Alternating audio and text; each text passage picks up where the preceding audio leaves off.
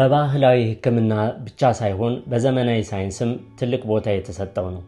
እንደ ፋይበር፣ ፕሮቲን፣ ብረትና ማንጋኒዝ ባሉ ጠቃሚ ንጥረ ነገሮች የበለጸገ ሲሆን በርካታ የጤና በረከቶችን ይሰጣል። ለስኳር ህመምተኞች እንደ ተፈጥሯዊ መድኃኒት ለዘመናት ሲያገለግል ቆይቷል። አብሽን በቀላሉ በቤት ውስጥ ማብቀል የምንችለውና ለጤና እጅግ በጣም ጠቃሚ የሆነ ምግብ ነው። አብሽ ሲበቅል የተፈጥሮ መራራነቱ ይቀንሳል፣ እንዲሁም በውስጡ ያለው የቫይታሚንና የንጥረ ነገር መጠን በከፍተኛ ሁኔታ ይጨምራል። አብሽ ለዛሬ በዝርዝር የምንመለከተው ድንቅ ተፈጥሯዊ ምግብና መድኃኒት ነው። ወደ ዝርዝር መረጃው ከማለፌ በፊት ክቡራን አድማጭ ተመልካቾች 2 ሰከንድ ብቻ ወስዳችሁ ቻናሌን ሰብስክራይብ፣ ላይክ እና ሼር በማድረግ አግዙኝ። ይህ ለእናንተ ምንም አይነት ወጪ የለውም። ለእኔ ግን ይህን መሰል ጠቃሚ መረጃዎችን ማቅረቤን እንድቀጥል ያበረታኛል።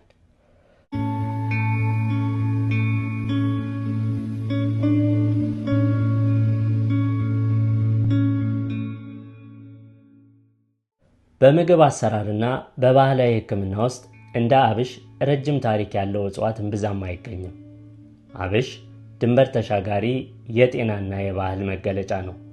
በእኛ ሀገር በኢትዮጵያም አብሽ የሽሮና የበርበሬ ማጣፈጫ ብቻ አይደለም።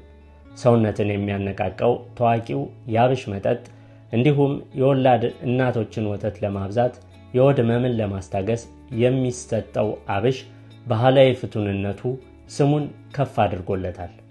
በሌሎች ሀገራትም አብሽ በተመሳሳይ መንገድ የቅመሞች ሁሉ ንጉሥ ተደርጎ ይቆጠራል። በህንድ የካሪ ወጥ ዋነኛ መሰረት ሲሆን በየመን ደግሞ ሁልባ የተሰኘው ተወዳጅ ምግብ የሚዘጋጀው ከዚሁ ከአብሽ ነው። ዛሬ ላይ ዘመናዊው ሳይንስም የአብሽን ፈዋሽነት አረጋግጧል። የደም ስኳርን ለማስተካከልና ኮሌስትሮልን ለመቀነስ ስላለው ከፍተኛ ጥቅም አሁን ላይ በዓለም አቀፍ ደረጃ በዘመናዊ የምግብ ማሟያነት ወይም ሰፕሊመንትነት በስፋት እየቀረበ ይገኛል። ባጭሩ አብሽ ጣፋጭ መዓዛንና ፈዋሽነትን በአንድ ላይ አጣምሮ የያዘ ድንቅ የተፈጥሮ ስጦታ ነው። የበቀለ አብሽ በደማችን ውስጥ ያለውን የስኳር መጠን ያስተካክላል። በቀላሉ የሚሟሟ ፋይበር እና ኢንሱሊንን የሚያነቃቁ ንጥረ ነገሮችንም ስለሚይዝ በደምና በሽንት ውስጥ ያለውን የስኳር መጠን ለመቆጣጠር ይረዳል። ለስኳር ህመምተኞች እጅግ በጣም ጠቃሚ ነው።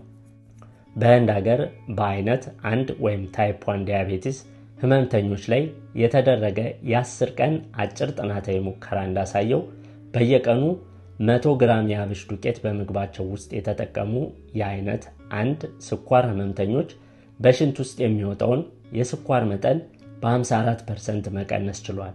እንዲሁም በአይነት 2 ወይም ታይፕ 2 ዲያቤቲስ ህመምተኞች ላይ በተደረገና በጆርናል ኦፍ ዲያቤቲስ ኤንድ ሜታቦሊክ ዲስኦርደርስ ላይ በወጣ ጥናት ላይ እንደተገለጸው ለ3 ዓመታት በቀን 2 ጊዜ 5 ግራም አብሽ የወሰዱ ፕሪዲያቤቲክ ወይም ለስኳር ተጋላጭ የሆኑ ሰዎች አብሽ ካልወሰዱት ጋር ሲነጻጸር ወደ ሙሉ ስኳር ታማሚነት የመቀየር ዕድላቸው በከፍተኛ ሁኔታ ቀንሶ ተገኝቷል። በርካታ የክሊኒካል ሙከራዎች አብሽ በደም ውስጥ ያለውን አማካይ የስኳር መጠን ወይም ሄሞግሎቢን A1C በከፍተኛ ደረጃ እንደሚቀንስ አረጋግጠዋል። የበቀለን አብሽ መመገብ የምግብ መፈጨትን ያቃልላል። ዘሮቹ ሲበቅሉ በውስጣቸው የሚገኘውና የምግብ መፈጨትን የሚያስተጓጉለው ፋይቲክ አሲድ ይሰባበራል። ይህም እንደ ብረት፣ ዚንክ እና ማንጋኒዝ ያሉ ማዕድናት በሰውነታችን በቀላሉ እንዲመጠጡ ወይም አብዞርብ እንዲሆኑ ያደርጋል።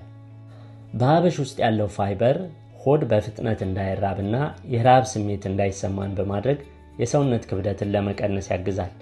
አብሽ የፀጉር ስርን ያጠነክራል፣ የፀጉር መርገፍን ይከላከላል፣ እንዲሁም የቆዳ መሸብሸብን በመከላከል ቆዳ እንዲያበራ ያደርጋል።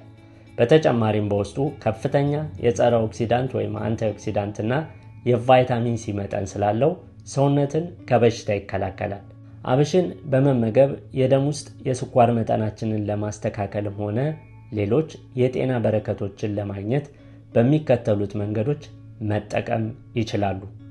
ለስኳር ህመምተኞች ጠዋት በባዶ ሆድ ከ1 እስከ 2 የሾርባ ማንኪያ የበቀለ አብሽ በትንሽ ለብ ባለ ውሃ አድርጎ መዋጥ ወይም ማኘክ። በየቀኑ በሚመገቡት የቲማቲም፣ የካሮት ወይም የቅጠላቅጠል ሰላጣ ላይ አብሽን በመነስነስ መመገብ። አልጫ ወጥ፣ የአትክልት ጥብስ ወይም ምስር ወጥ ሰርተው ሊያወጡ 2 ደቂቃ ሲቀረው አብሽ በመጨመር መመገብ። ይህም መራራነቱን ይቀንሷል። በሳንድዊች ወይም በፈጣን ምግቦች ውስጥ እንደ ቆስጣ ወይም ሰላጣ ቅጠል መሃል ላይ አድርጎ በመመገብ በጤናችን ላይ በርካታ ለውጦችን በማምጣት ጤናማ ህይወትን መምራት እንችላለን። አብሽን አብቅለን መጠቀም ካልቻልን ደግሞ 1 የሻይ ማንኪያ አብሽ በአንድ ብርጭቆ ውሃ ውስጥ ሌሊቱን ሙሉ ዘፍዝፎ በማሳደር ጠዋት በባዶ ሆድ መጠጣት ለስኳርና ለጨጓራ ተመራጭ ነው። ወይም ደግሞ 1 የሻይ ማንኪያ የአብሽ ዘርን በአንድ ኩባያ ውሃ ውስጥ ለ10 ደቂቃ በማፍላት እና አጥልሎ በመጠጣት መጠቀም ይቻላል።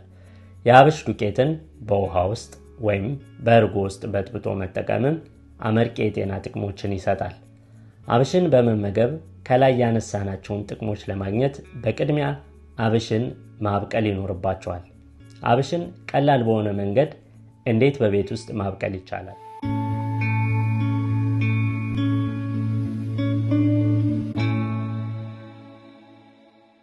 የሚያስፈልጉ ዕቃዎች: የአብሽ ዘር፣ አፉ ሰፋ ያለ ብርጭቆ ወይም ጃር፣ የብርጭቆውን አፍ ለመሸፈን ስስ የሆነ ጨርቅ ወይም መረብ፣ ጨርቁን ብርጭቆ ላይ ለማሰር ራበር ባንድ ወይም ክር ያስፈልገናል። አሰራር ቅደም ተከተል: በቅድሚያ የደረቁ ወይም የተበላሹ የአብሽ ዘሮች ካሉ ለቅማቸው አውጡ። ከዚያም የአብሽ ዘሮቹን በንጹህ ውሃ በደንብ ጠቧቸው። ዘሮቹን በብርጭቆ ውስጥ ጨምሩ።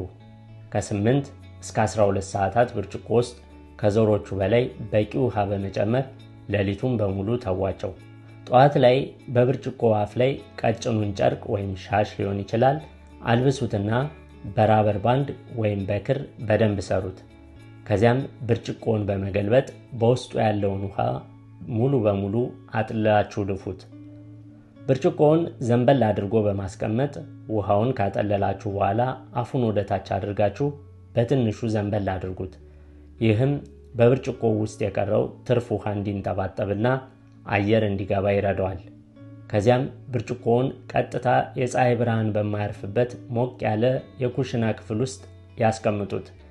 ለ3 ቀናት በቀን 2 ጊዜ ማጠብና ማጥለል አይርሱ። ይህ በጣም አስፈላጊው ሂደት ነው። በየቀኑ ጠዋትና ማታ በቀን 2 ጊዜ በጨርቁ ላይ ንጹህ ውሃ ጨምሩበት። ዘሮቹን ካጠባችሁ በኋላ ውሃውን መልሳችሁ ሙሉ በሙሉ አጥልሉት።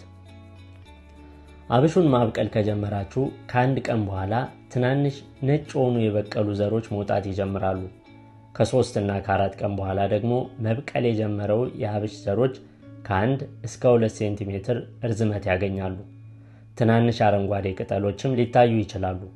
አሁን ሙሉ በሙሉ በቅሏል ማለት ሲሆን የበቀለውን አብሽ ከመመገቦ በፊት የመጨረሻ በንጹህ ውሃ በደንብ ይጠቡና ውሃውን በደንብ እንዲንጠፈጠፍ ያድርጉ።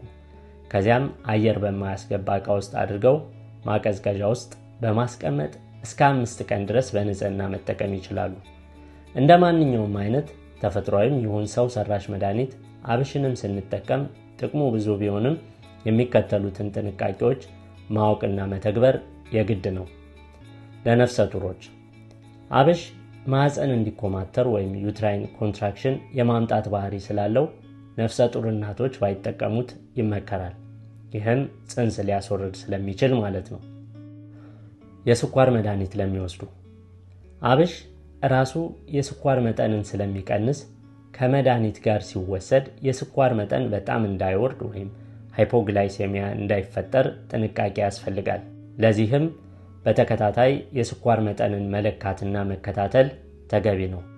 አብሽን አዘውትሮ መውሰድ በሽንትና በላብ ላይ የሽታ መቀየር ሊያመጣ ይችላል። ይህም ጉዳት የሌለው ቢሆንም አስቀድሞ ማወቁ ይጠቅማል። አብሽ የተፈጥሮ ስጦታ ነው። ነገር ግን ማንኛውም የጤና ለውጥ ከማድረገው በፊት የጤና ባለሙያ ማማከረውን አይርሱ። ይህን ቪዲዮ ከወደዳችሁት ላይክ፣ ጠቃሚ ሆኖ ካገኛችሁት በኮሜንት መጻፊያው ላይ 1 ቁጥርን፣ ጠቃሚ ሆኖ ካላገኛችሁት ደግሞ 2 ቁጥርን ጻፉልኝ። መረጃው ለሌሎች እንዲደርስ ቪዲዮውን ሼር አድርጉልኝ። በቀጣይ አዳዲስ ቪዲዮዎች ሲለቀቁ በቶሎ እንዲደርሳችሁ ደግሞ የደወል ምልክቷን መጫን አትርሱ።